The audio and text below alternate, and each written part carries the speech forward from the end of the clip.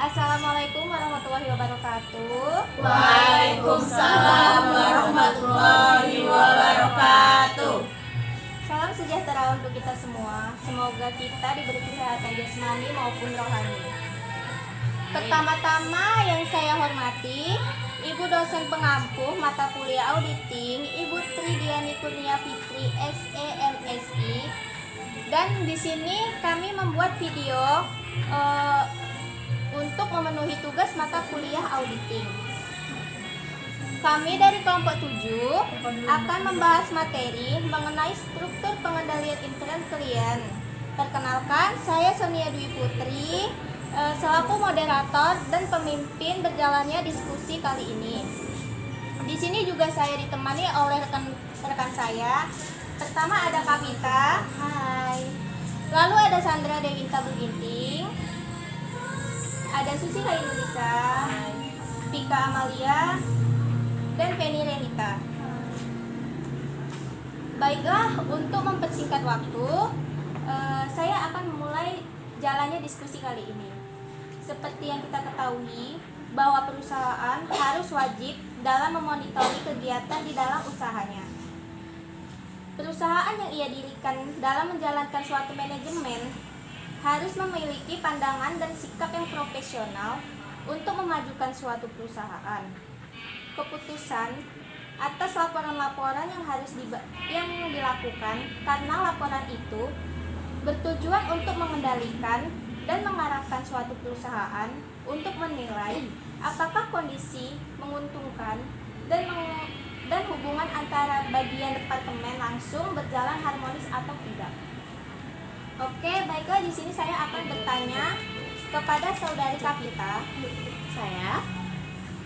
Menurut saudari Kavita, apa itu kepentingan klien dan kepentingan auditor? Menurut saya, kepentingan klien dan kepentingan auditor dalam memberikan pendapat mengenai kewajaran tugasnya. Oleh karena itu, laporan keuangan yang diperiksa itu harus bersikap independen terhadap kepentingan klien, para pemakai laporan keuangan maupun terhadap kepentingan angkutan publik tersebut. Oke, terima kasih kepada saudara Kavita. Selanjutnya saya akan bertanya kepada saudara Sandra Dewinta Buginting. Apa itu yang kamu pahami mengenai unsur pengendalian intern? Unsur-unsur pengendalian intern itu ada 4. 1. Struktur memisahkan tanggung jawab fungsional. 2. Wewenang dan prosedur memberi upaya perlindungan. Yang ketiga, praktik sehat dalam tugas organisasi. Dan yang keempat itu karyawan berkualitas. Kemudian itu ada lingkungan pengendalian.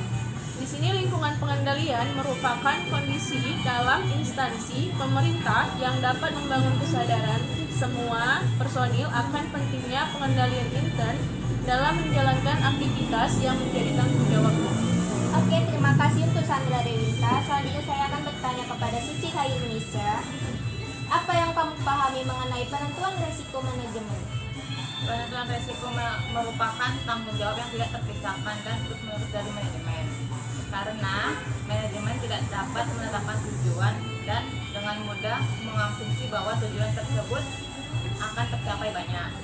Hambatan yang muncul akan mengalami perjalanan mencapai tujuan.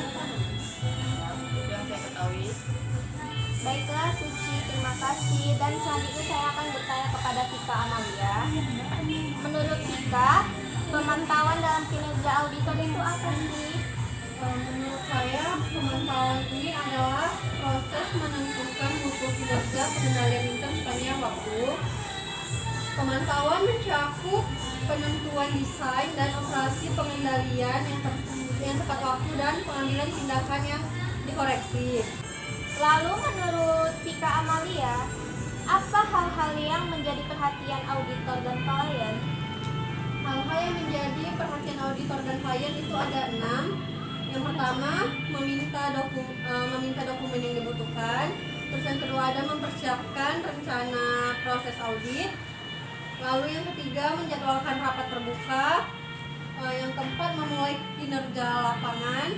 Yang kelima, menyusun laporan. Dan yang keenam menyiapkan rapat penutupan proses audit.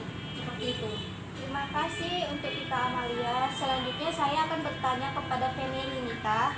Apa itu metode yang digunakan untuk proses dalam data? Metode pengendalian manajemen yang berjalan di dalam perusahaan perlu diperhatikan oleh auditor dalam siklus ini. Pengendalian tersebut diterapkan dalam bentuk penggunaan anggaran, pembandingan kinerja aktual dengan rencana atau target, serta komunikasi dan koreksi penyimpanan. Ada 3 pengolah data, yaitu 1. Back processing atau pemrosesan. Back adalah teknik di mana data yang akan diproses atau program yang dijalankan dikumpulkan menjadi beberapa kelompok agar memproses data lebih nyaman, efisien, dan cepat. 2. Online dan real time processing. 3. Distribute processing merupakan proses pengelolaan data yang paling kompleks. Lalu menurut Saudari Feni, apa-apa saja komponen struktur pengendalian intern?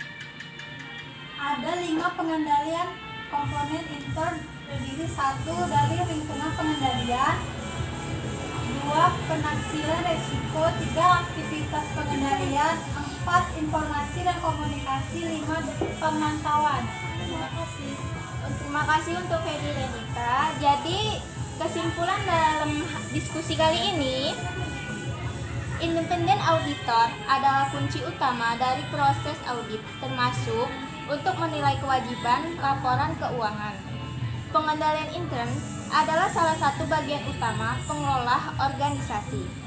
Dan pemantauan atau monitoring adalah proses menentukan mutu kerja pengendalian intern sepanjang waktu. Baiklah, inilah hasil diskusi kami dari kelompok 7. Jika ada salah kata kami mohon maaf. Wabillahi taufiq wal hidayah. Wassalamualaikum warahmatullahi wabarakatuh. Waalaikumsalam warahmatullahi